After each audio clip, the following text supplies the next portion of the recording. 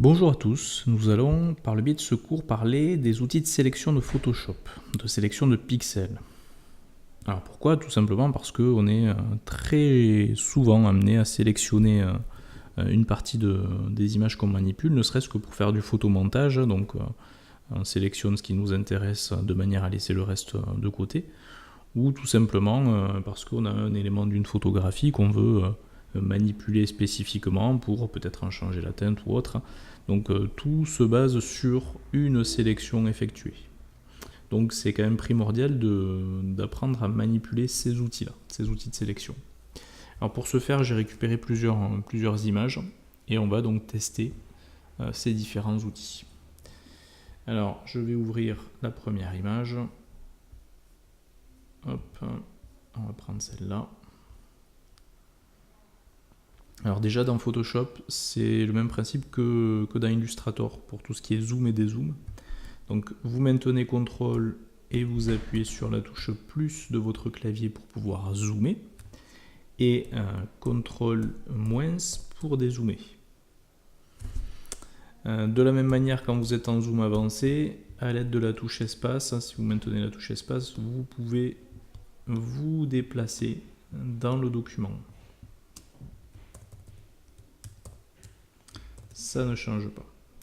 Alors, si je veux sélectionner cette boîte de lait, alors j'ai plusieurs outils de sélection à disposition. Le premier, c'est l'outil rectangle de sélection que vous avez ici. Donc tout simplement, il me permet de tracer en maintenant le clic un rectangle qui apparaît en pointillé et ces pointillés symbolisent la zone sélectionnée. Alors au passage, si vous voulez refaire une sélection, il faut d'abord désélectionner la sélection en cours. Alors pour ça, soit vous passez par le menu sélection et vous choisissez l'option désélectionner, ou vous pouvez utiliser le raccourci CTRL D. Vous maintenez la touche CTRL et vous appuyez sur D. Et comme ça, vous pouvez refaire votre sélection. Alors pourquoi? Parce que je vais vous montrer que lorsque vous avez à l'écran le tracé de sélection qui apparaît, vous êtes en train de réaliser une sélection. Si à ce stade vous maintenez la touche Shift enfoncé, à ce moment-là, c'est un carré de sélection qui est proposé. C'est un peu comme les formes dans Illustrator, hein, quand vous créez, quand vous utilisez l'outil rectangle et que vous maintenez Shift, vous créez un carré, non plus un rectangle. C'est le même principe pour les sélections dans Photoshop.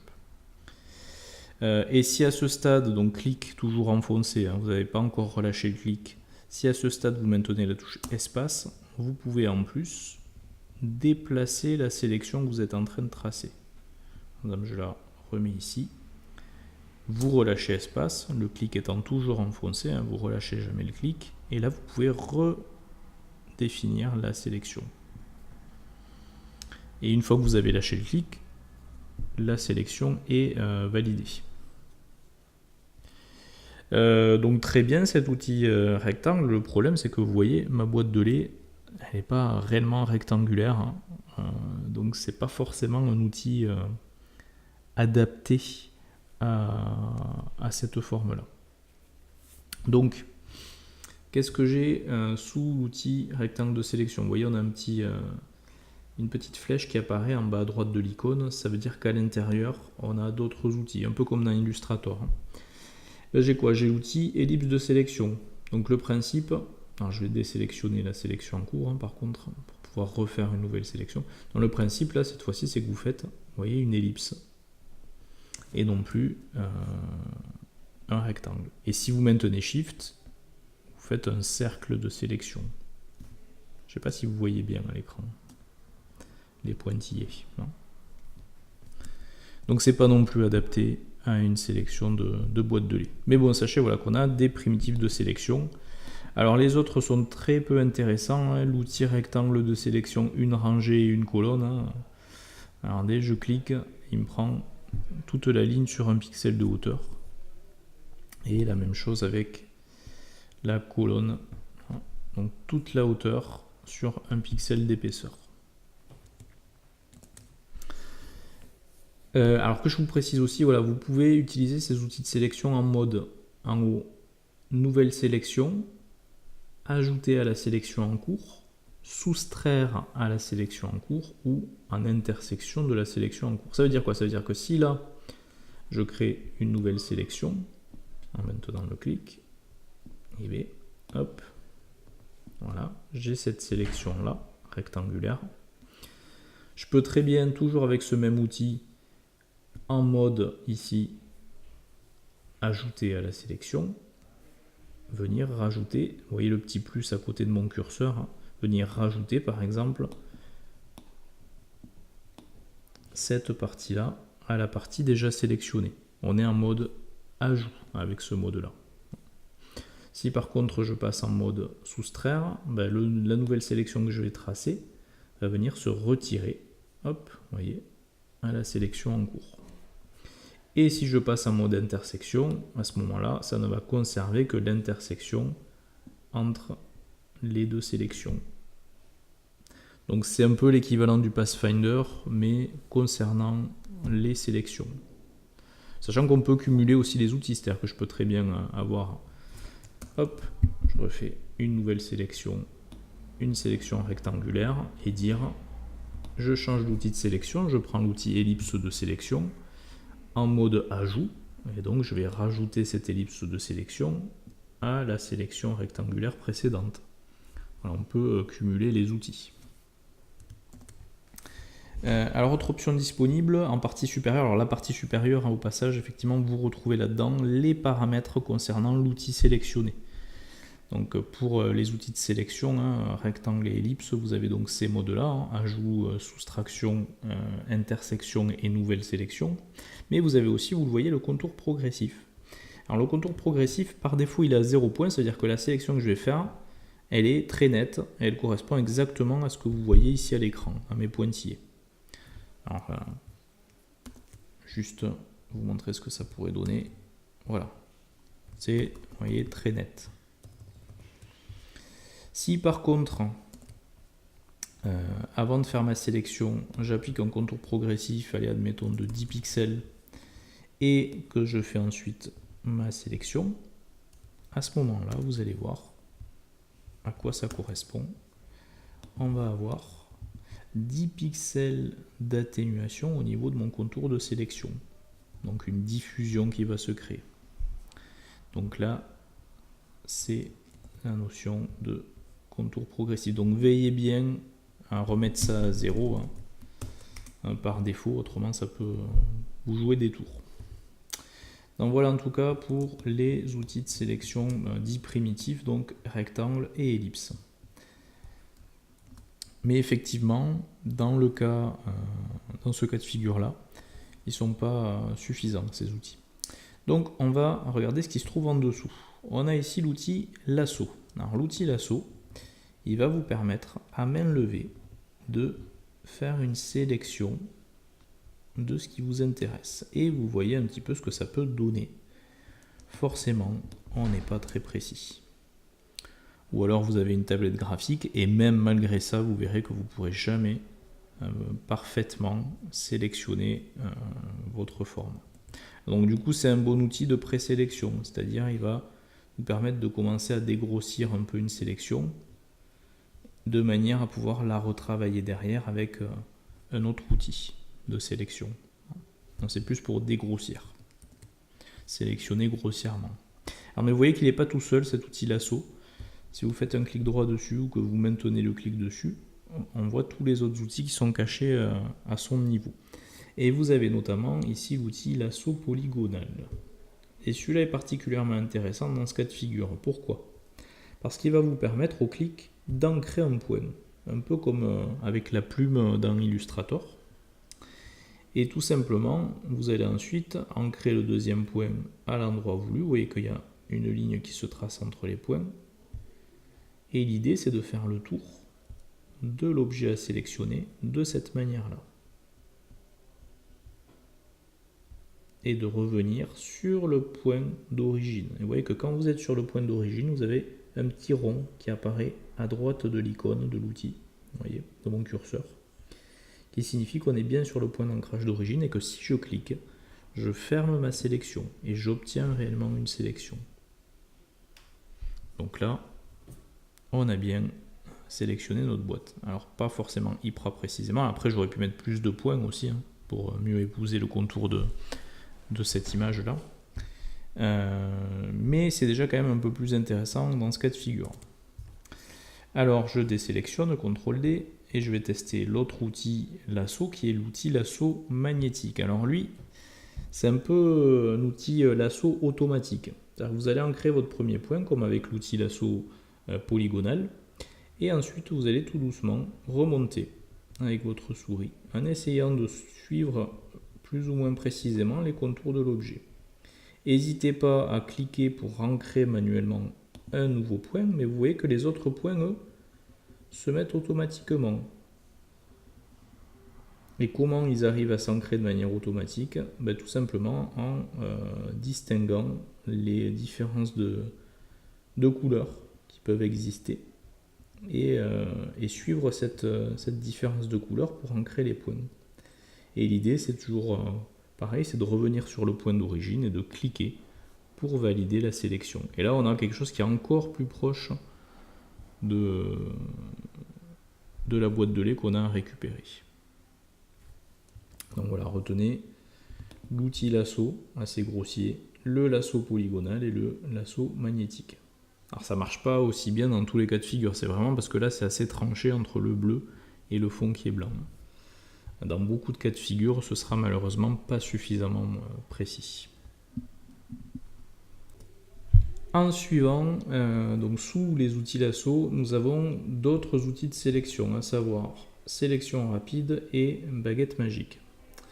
Alors l'outil sélection magique, vous voyez, il a un diamètre que vous pouvez d'ailleurs changer en partie supérieure, en paramétrage. Vous pouvez changer son épaisseur. On va laisser un diamètre un peu plus petit.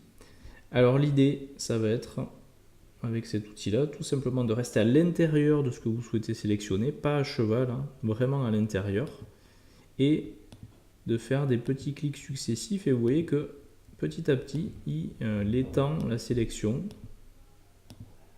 en détectant plus ou moins bien à quel endroit il doit s'arrêter.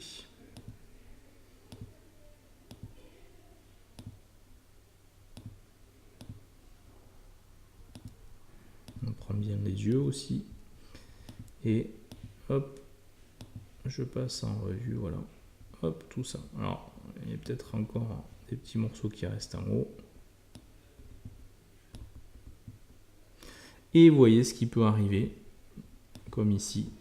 Hop, parce que je suis trop sorti de l'objet, il m'a pris en plus le fond blanc. Donc si ça vous arrive, pensez que les outils de sélection sont toujours accessibles en mode ajout à la sélection en cours ou soustraire à la sélection en cours.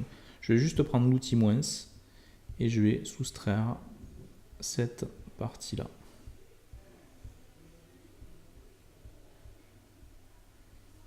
Voilà. Et je pense à rajouter avec l'outil plus en ajout la partie lait ici qui n'a pas été prise. Voilà. Donc c'est un outil qui est quand même très efficace pour faire des sélections propres et rapides. Donc je désélectionne. Du coup, quelle est la fonction baguette magique de la baguette magique? Alors la baguette magique, elle va vous permettre de sélectionner la couleur sur laquelle vous allez cliquer, mais toute la couleur de l'image, avec une tolérance plus ou moins importante. Donc de base, si on regarde dans la partie supérieure, donc le paramétrage de l'outil baguette magique, on se rend compte que la tolérance, elle est paramétrée par défaut à 32. Donc voilà ce que ça donne si je clique ici sur le bleu. Alors c'est peut-être pas un bon exemple. Je vais prendre une autre image. Par exemple, celle-ci. Et je veux sélectionner, par exemple, le fond. Donc tolérance 32, si je clique sur le fond, il me prend toutes les couleurs identiques, on va dire, à celle sur laquelle j'ai cliqué, avec une tolérance de 32 d'outils. Donc si je désélectionne et que je refais la même chose avec une tolérance plus élevée, vous voyez qu'il me prend plus de choses que ce qui m'a pris tout à l'heure. et même limite trop, puisque vous voyez qu'il m'a même pris une partie du globe. Donc il faut arriver à jouer avec cette tolérance. Donc c'est vrai que 32, ça semble être, on va dire, la moyenne la moyenne idéale, on va dire. Et alors vous allez me dire, ouais, mais à ce moment-là, comment je fais pour ajouter les morceaux qui n'ont pas été pris? Ben, comme vous auriez fait avec d'autres outils de sélection, c'est-à-dire que vous allez maintenant passer en mode ajout, ajouter à la sélection, toujours avec l'outil baguette magique, et ça va vous permettre de rajouter cette partie-là, plus potentiellement tous les autres petits morceaux qui ne seraient pas sélectionnés. Le bois par exemple, alors vous voyez, hein, attention, ça peut poser problème si vous allez trop loin. Non, là peut-être il faudrait que je baisse la tolérance maintenant pour pouvoir rajouter les autres morceaux. Alors c'est vrai que ça signifie il faut faire des clics successifs pour rajouter à la sélection, mais c'est un peu l'idée. Et petit à petit, comme ça, vous aurez l'intégralité de votre fond. Alors sachant que l'outil peut aussi s'utiliser en mode soustraire pour retirer de la sélection, toujours en pouvant gérer à chaque étape la tolérance pour que l'effet soit plus ou moins important. Donc vous voyez que là ça marche pas très bien parce qu'on a un fond qui est assez complexe, texturé. Par contre on aurait un fond de couleur allez, on va dire uni, ça marcherait très très bien. Donc, tout dépend des images sur lesquelles vous travaillez. Donc voilà, de ces deux outils, l'outil sélection rapide est vraiment un très bon outil de sélection de base. Alors après, on a tendance toujours à peaufiner les sélections en utilisant d'autres outils ou la fonctionnalité à améliorer le contour qu'on verra tout à l'heure. Donc en tout cas de base, voilà les premiers outils de sélection disponibles. Mais c'est pas tout. Vous avez aussi l'outil plume. L'outil plume que vous connaissez déjà puisque vous l'avez manipulé sur le logiciel Illustrator. Et sa manipulation est très similaire dans Photoshop. Donc l'outil plume à la base dans Photoshop va vous servir soit à faire des tracés, soit à créer des formes remplies. Donc si vous souhaitez l'utiliser pour faire une sélection, il faut absolument que vous l'utilisiez en mode tracé et absolument pas en mode forme. Donc il faut être ici en mode tracé. Donc là, si je souhaite sélectionner uniquement le globe, ça veut dire que je vais faire comme si je retraçais en gros le globe à la plume dans Illustrator. C'est un peu le même principe. Ça veut dire que je vais donc ancrer mon point ici, ancrer mon second point là et maintenir le clic pour tirer avec ma souris et créer donc la tangente et la courbe et continuer de cette manière là l'ancrage de mes points. Alors là vous voyez je déborde ici, c'est pas grave, je pourrais derrière retoucher mon tracé pour qu'il corresponde à ce que je veux. Alors si vous voulez casser une tangente ici, alors c'était un simple clic sur le point d'ancrage dans Illustrator, là c'est Alt clic pour casser la tangente et repartir en droit.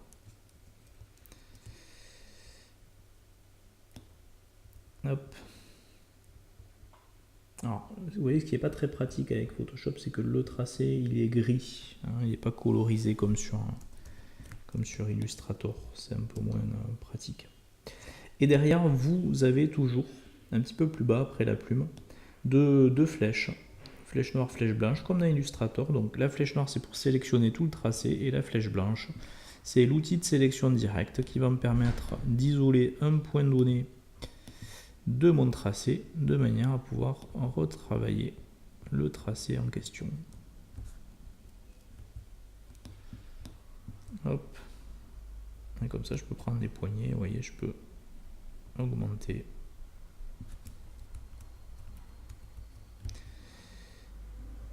Déplacer mes points, retravailler tout ça pour que ça colle avec ce que je veux. Et une fois que vous avez terminé donc votre tracé, vous allez pouvoir très simplement par le biais d'un clic droit sur le tracé, dire que vous définissez une sélection à partir de ce tracé. Ou l'autre solution, c'est de passer par une palette qui est la palette tracé sur la partie droite de l'écran. Vous retrouvez là le tracé que vous venez de réaliser. En bas de la palette tracé, vous avez un petit bouton en pointillé qui sert à récupérer le tracé comme une sélection. Donc voilà, vous pouvez bénéficier de l'aspect gestion des courbes de l'outil Plume pour réaliser derrière des sélections dans Photoshop. Autre outil de sélection qui est assez pratique si vous avez une palette graphique, c'est le pinceau en mode masque. Donc un exemple, je veux utiliser donc cet outil pour sélectionner uniquement le visage sans le fond. Alors c'est vrai que là on pourrait très bien se dire, bah tiens, baguette magique, je sélectionne le fond et potentiellement derrière, bon parce que là j'ai sélectionné le fond, hein, je peux faire une manipulation qui consiste à dire j'intervertis la sélection. Alors vous avez ça dans sélection intervertir et le raccourci clavier qui est Shift Ctrl I. Et à ce moment-là, j'obtiens l'inverse de ce que j'avais sélectionné, c'est-à-dire uniquement le visage. Donc c'est vrai que c'est une première possibilité. Mais là, ça sera même encore plus intéressant d'utiliser l'outil pinceau. Alors attention, si vous prenez l'outil pinceau tel quel, et que vous l'utilisez donc sur le visage, vous allez peindre sur le visage. C'est pas ce qu'on veut faire là, bien sûr. Donc certes, on utilise l'outil pinceau, mais derrière, vous avez en bas de la barre d'outils. Alors là, on ne le voit pas parce que j'ai une trop petite résolution, donc je vais cliquer sur le petit bouton en haut pour étaler ma barre d'outils sur 2 colonnes. Voilà. Donc vous avez en bas de votre barre d'outils ce petit bouton, une espèce de rectangle avec une ellipse en pointillé à l'intérieur. Donc ça c'est le mode masque. Vous pouvez l'activer en cliquant sur ce bouton donc, ou en appuyant sur la touche Q de votre clavier. Et quand vous êtes en mode masque, à ce moment-là, le pinceau ne vous sert pas à peindre, mais à colorier. Une sélection en réalité. Alors là vous voyez que je colorie avec une épaisseur de pinceau qui n'est bien sûr pas suffisante. Alors si vous voulez augmenter l'épaisseur du pinceau, vous trouverez ça en partie supérieure. Là on est sur une épaisseur de 13, je peux très bien augmenter l'épaisseur de mon pinceau. Alors l'image est grande, ce qui fait que je peux y aller en termes d'épaisseur. Vous voyez, hop. Et alors vous voyez l'aspect diffusion qu'on voit au niveau de ce que je fais avec mon outil pinceau. Ben ça vous pouvez le régler avec le curseur de dureté. Donc vous avez l'épaisseur au-dessus et la dureté en bas. Une dureté à 0, voilà ce que ça nous donne, quelque chose de très diffus. Donc si je mets une dureté à 100, on aura quelque chose de très net, au contraire. Donc l'idée c'est peut-être de faire l'intérieur avec quelque chose de très net, et puis de diminuer un petit peu la dureté pour les contours. Donc grossièrement, je fais ça. Alors, si jamais vous débordez, alors tout n'est pas perdu. Il faut savoir que rattaché à l'outil pinceau, vous avez des couleurs. Donc le noir qui est en mode masque veut dire je masque en réalité, et le blanc que vous pouvez mettre au premier plan par le biais de ce petit bouton ici, de ces petites flèches. Et le blanc, ça veut dire, hop, je retire. Vous voyez, je retire ce que j'ai appliqué par le biais de la couleur noire. Donc vous pouvez à tout moment basculer entre la couleur noire et la couleur blanche pour reprendre un petit peu ce que vous avez fait. Donc là, ce qui va se passer, c'est que je vais zoomer. Je vais réduire l'épaisseur de mon pinceau. Je vais réduire la dureté. Je vais mettre une dureté moyenne. Et je vais continuer la sélection cette fois-ci du contour. Et vous voyez que volontairement, je ne suis pas très précis. Parce que là, si je voulais être précis, il faudrait que je fasse presque cheveu par cheveu, mais c'est limite impossible à faire. Donc je fais la sélection dans les grandes lignes. Et derrière, j'utiliserai la fonctionnalité d'amélioration de contour pour faire une sélection plus propre.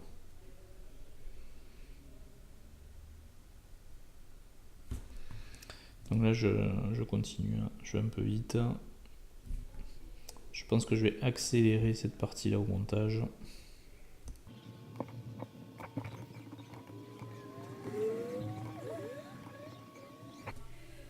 Voilà, donc j'ai coupé une partie du processus parce que c'était un petit peu long. Bon, là, j'ai grossièrement, en gros, colorié le visage, hein, en ne coloriant pas les parties du fond, bien sûr. Et donc, effectivement, on se rend compte que c'est pas très précis à certains endroits.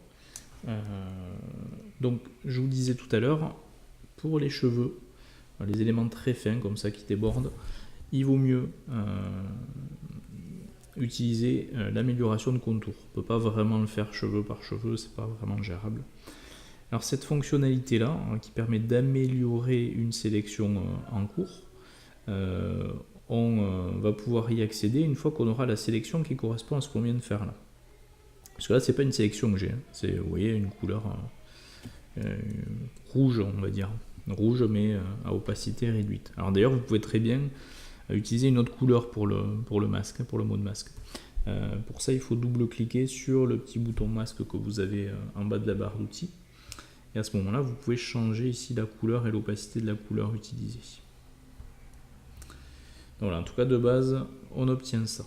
Alors pour obtenir une sélection, suite à ça, il faut tout simplement sortir du mode masque, c'est-à-dire recliquer sur le bouton en bas de cette barre d'outils. Et là, vous obtenez une sélection. Sauf que, qu'est-ce qu'on constate? On constate qu'en fait, ce qui est sélectionné, c'est ceux que nous n'avons pas peints. Et c'est normal, c'est parce que vous peignez en réalité les zones masquées à l'aide du mode masque. Donc tout simplement ce que je vais faire à ce stade, c'est passer par le menu sélection pour intervertir la sélection, et cette fois-ci j'ai bien le visage qui est sélectionné. Et la sélection étant ici apparente, je vais donc pouvoir accéder à ce fameux outil d'amélioration de contour de sélection en passant par le menu sélection et améliorer le contour.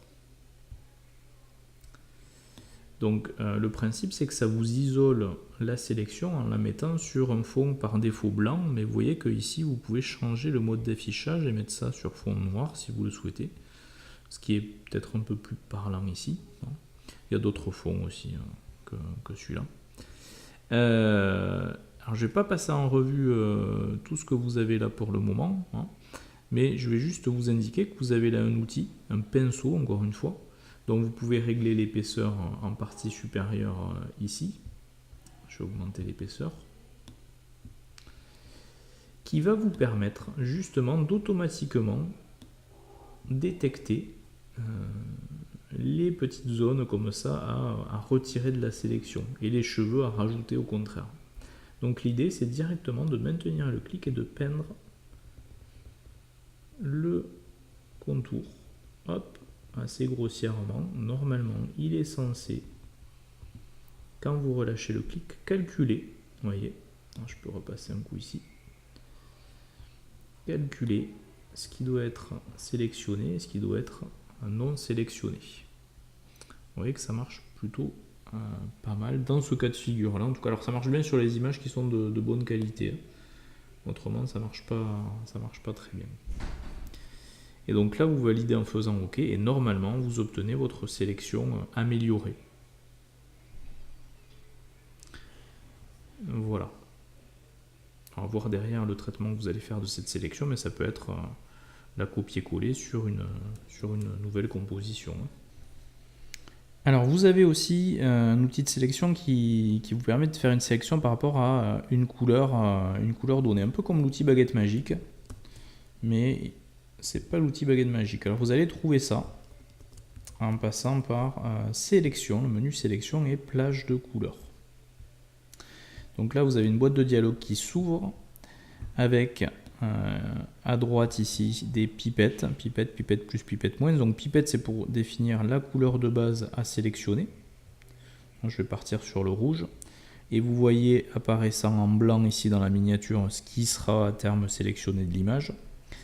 Vous pouvez prendre pipette plus pour rajouter une couleur en supplément à la sélection. Ben, je vais prendre le jaune. Hop, et que du coup tout ce qui est jaune sur l'image se trouve sélectionné. Et pipette moins pour retirer, au contraire, des couleurs de la sélection par plage de couleurs. Voilà le principe. Alors à chaque fois, vous pouvez aussi gérer la tolérance. Regardez, je peux augmenter la tolérance et on se rend compte que la sélection devient plus étendue. Hop, trackpad. Et donc quand vous faites OK, ben, vous avez la sélection qui correspond à ça. Alors on va maintenant revenir sur la notion d'amélioration de contour de sélection. Donc, ce qui nous permet à partir d'une sélection de base d'avoir quelque chose de peut-être un petit peu plus abouti. Alors pour ce faire, je vais partir sur une sélection, on va dire pas hyper propre du globe.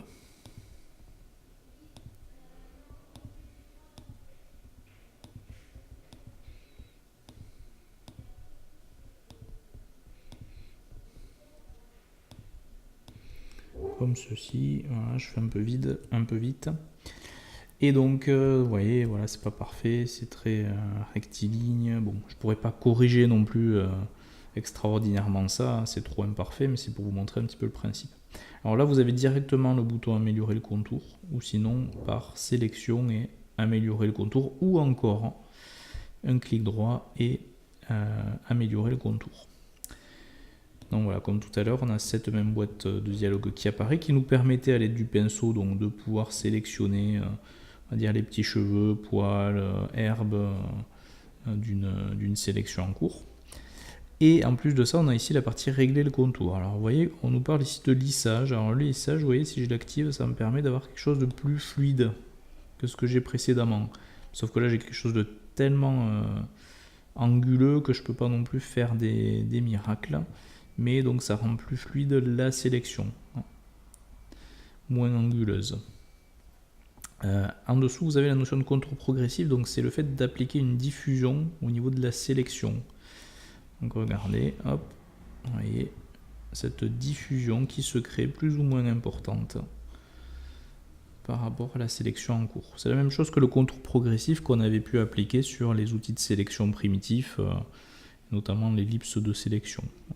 Alors le contraste, c'est l'inverse du contour progressif, ça durcit une sélection qui est progressive. Vous voyez ?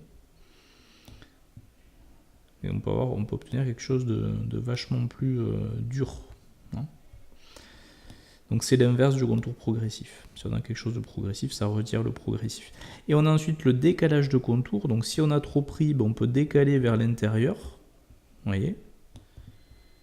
Ça grappille vers l'intérieur, donc ça retire de la sélection. Et au contraire, si on le met en positif, ça nous prend un petit peu plus. Voilà. Mais en respectant la sélection, la forme de la sélection d'origine.